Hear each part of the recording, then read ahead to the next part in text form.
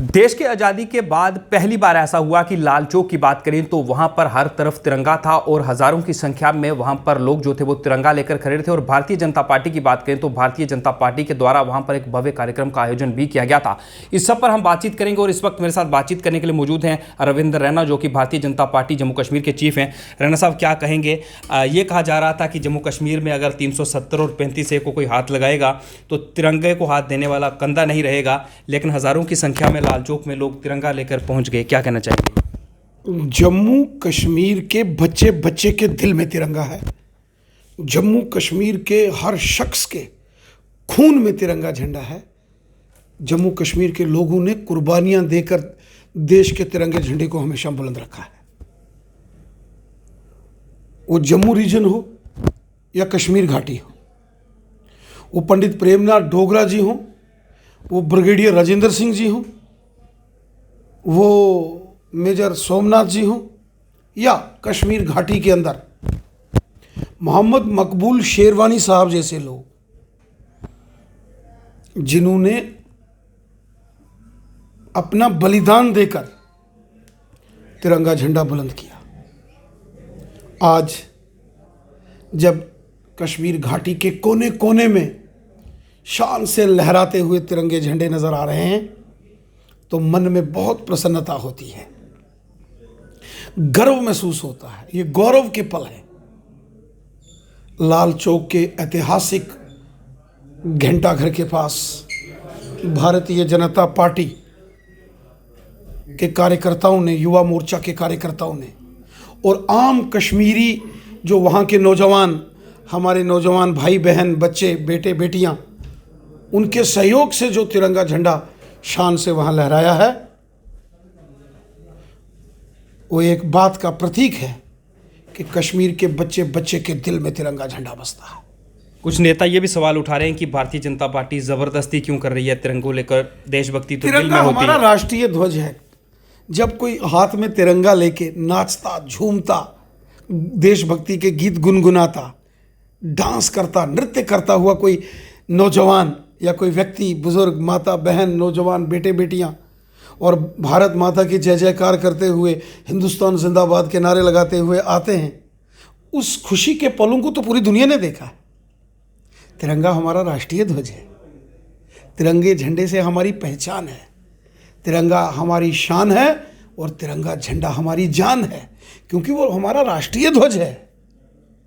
इसलिए आज़ादी के अमृत महोत्सव 75 साल पूरे होने पर, जहां पूरे मुल्क में तिरंगा झंडा शान से घर घर तिरंगा झंडा फहराया जा रहा है, वहीं जम्मू कश्मीर में हिंदुस्तान की आज़ादी के 75 साल पूरे होने पर हमने इस अभियान को कश्मीर घाटी के लाल चौक से शुरू किया और ये हर घर तक जाएगा।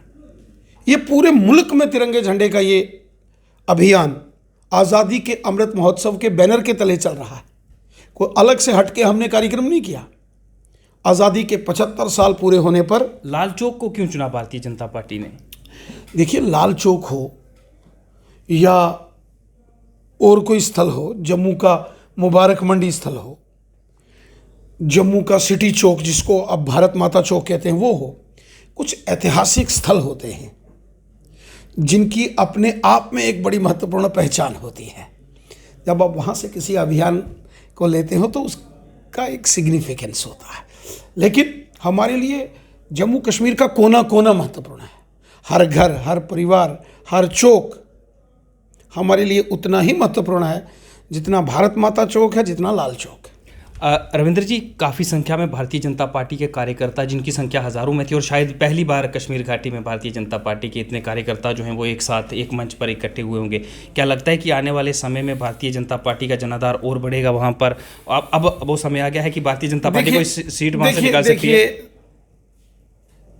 जिस तरीके से मोदी साहब ने जम्मू कश्मीर के लोगों की भलाई का काम किया है, गरीबों के खातों में पैसे, किसान जो काश्तकार हैं उनके खाते में 6-6 हज़ार रुपया, वहीं गरीब लोगों को हज़ार pension, free ration, free vaccine, Ayushman Bharat के तहत जो गोल्डन कार्ड हैं उससे 5-5 लाख रुपया इलाज के लिए, उसके साथ साथ गाँव में, शहरों में सड़कें, स्कूल, हॉस्पिटल, बिजली, पानी, जो डेवलपमेंट मोदी साहब ने की है, जो लोगों का भला मोदी साहब ने किया है, ये उसी का कारण है कि आज बच्चा बच्चा जम्मू कश्मीर का, जम्मू रीजन जो है ये तो पहले से ही भारतीय जनता पार्टी का गढ़ है, लेकिन आज वादी कश्मीर के अंदर भी लोगों ने देखा है कि वाकई। कुछ लोग ये भी कह रहे हैं कि भारतीय जनता पार्टी महंगाई और बेरोजगारी से ध्यान हटा रही है, तभी इस तरह के देखिए, कार्यक्रम का तिरंगा, आयोजन हमारी आज़ादी के 75 साल पूरे हुए हैं, आज़ादी का अमृत महोत्सव मनाया जा रहा है। सब स्कूलों में, कॉलेजेस में, चौकों में, चौराहों में, बाजारों में, एनजीओज, गाँव में, शहर में, पंचायतों में, वार्डों में, हर जगह जश्न आज़ादी के 75 वर्ष पूरे होने पर जश्न मनाया जा रहा है और उसमें सब लोग शामिल हैं, बीजेपी भी शामिल है। अब बाकी वाले लोग, कांग्रेस नहीं बना रही जश्न आज़ादी 75 साल पूरे होने पर, तो उसमें मैं क्या कर सकता हूँ। इससे हटके एक आखिरी सवाल करूंगा।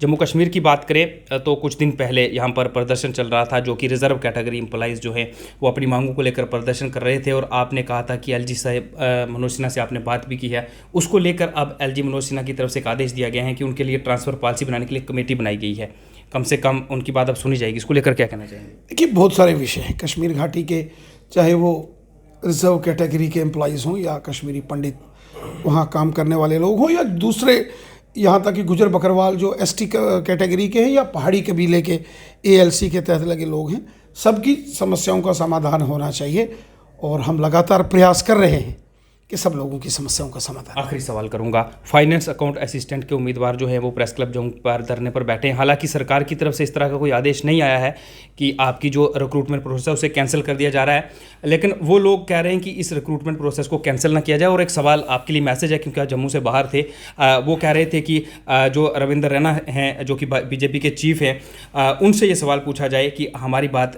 भारतीय जनता पार्टी का कोई भी नेता जो सुनने तक नहीं पहुँचा है। इसको लेकर क्या कहना चाहेंगे? अभी तो मैं, आपको मालूम है कि श्रीनगर के लाल चौक से सीधा यहाँ जम्मू पहुँचा हूँ, और हर घर तिरंगा अभियान जो है उसकी शुभारंभ हमने आज यहाँ से की है। मैं तो सबकी बात सुनता हूँ, मैं तो सबकी समस्याओं का समाधान करने का हमेशा प्रयास करता हूँ। मैं तो ये भी नहीं देखता कि कौन किस पार्टी का, मैं सबका भला करना चाहता हूँ। लेकिन दुर्भाग्यवश जो सब इंस्पेक्टर्स की भर्ती में गड़बड़ हुई, उसके बाद वो सारा मामला सीबीआई के हवाले किया गया। उसके बाद फाइनेंस अकाउंट्स असिस्टेंट्स के जो एस्पिरेंट हैं, उनकी लगभग रिक्रूटमेंट का प्रोसेस पूरा है, बस एक फाइनल स्टेज पर है। उनको भी लगा होगा कि शायद वहाँ, क्योंकि वहाँ भी कुछ लोगों ने दाएं बाएं से कुछ शोर शराबा करना शुरू किया, तो इन लोगों को भी लगा, हालांकि कोई सरकारी तंत्र से कोई ऐसा कोई आदेश नहीं निकला है, और वो कई बार मेरे पास आए हैं, जम्मू में भी आए हैं, कश्मीर में भी गया था तो वहाँ मुझे भी वो भी मिले हैं, और मैंने उनके सामने यहाँ चीफ सेक्रेटरी साहब से, चेयरमैन सर्विस सिलेक्शन बोर्ड, उनसे भी बात की है। प्रिंसिपल सेक्रेटरी जो होम है, एडिशनल चीफ सेक्रेटरी गोयल साहब, उनसे भी बात की है। हमारी जो डिमांड है वो यह है कि बच्चों के साथ तो जस्टिस होना ही चाहिए, लेकिन अगर कोई चोर है, अगर कहीं किसी लेवल पर भ्रष्टाचार, करप्शन हुई है या बेईमानी हुई है, तो ऐसे भ्रष्टाचारियों को पूरी जिंदगी जेल की सलाखों के पीछे बंद करना चाहिए। आपने श्रीनगर में भी जनता दरबार लगाया और हमने देखा कि बहुत से लोग आपसे मुलाकात करने आए थे और उनसे आपकी बातचीत भी हुई होगी। क्या वो लोग जो है वो भारतीय जनता पार्टी ने जो कार्य किए हैं उससे खुश हैं? मैं कहता हूं जो मोदी साहब ने काम किए हैं उससे बच्चा बच्चा खुश है। गरीबों के खातों में पैसे आ रहे हैं, किसान काश्तकारों के खातों में 6-6 हज़ार, free ration, free vaccine, golden card 5-5 lakh इलाज के लिए मिलता है। इसके साथ गरीब लोगों के गांव-गांव में PMAY के मकान, टॉयलेट, बाथरूम्स गरीब लोगों के घरों में मोदी साहब ने बनाया। सड़कें, स्कूल, बिजली, पानी, कितने बड़े पैमाने पर काम मोदी साहब ने किया है। इसलिए ये जो मोदी साहब ने काम किए हैं उसी का परिणाम है कि आज पूरे जम्मू कश्मीर में भारतीय जनता पार्टी की जय जयकार हो रही है और लोगों को विश्वास है कि बीजेपी सरकार और मोदी सरकार ही हमारा भला कर सकती है, क्योंकि लोगों ने पिछले 60-65 साल दूसरी सरकारों के हुकूमतें, कांग्रेस, एनसी, पीडीपी के दौर देखे हैं लोगों ने, उस ज़माने की लूट खसूट देखी है लोगों ने। इसलिए लोग चाहते हैं कि जैसे दिल्ली के अंदर मोदी सरकार है, जम्मू कश्मीर के अंदर भी बीजेपी की सरकार बने और जम्मू कश्मीर में भी बीजेपी का चीफ मिनिस्टर बने। बहुत शुक्रिया। ये थे रविंदर रैना, भारतीय जनता पार्टी जम्मू कश्मीर के चीफ हैं, और लाल चौक में रात के लगभग 12 बजे के करीब रविंदर रैना अपने साथियों के पास वहां पहुंचे थे और तिरंगा वहां पर लहराते हुए नजर आ रहे थे और हज़ारों की संख्या में लोग अब तिरंगा लेकर वहां पहुंचे। आज़ादी का अमृत महोत्सव जो है वो कार्यक्रम के दौरान वहाँ पर, और आज़ादी के 75 वर्ष जो है वो पूरा देश जो है वो मना रहा है। और रविंदर रैना का कहना है कि उन लोगों को जवाब है जो कभी कहते थे कि अगर 370 और 35 को कोई हाथ लगाएगा तो तिरंगा जो है वो उठाने वाला कोई नहीं रहेगा। रवि शर्मा, UNT जम्मू।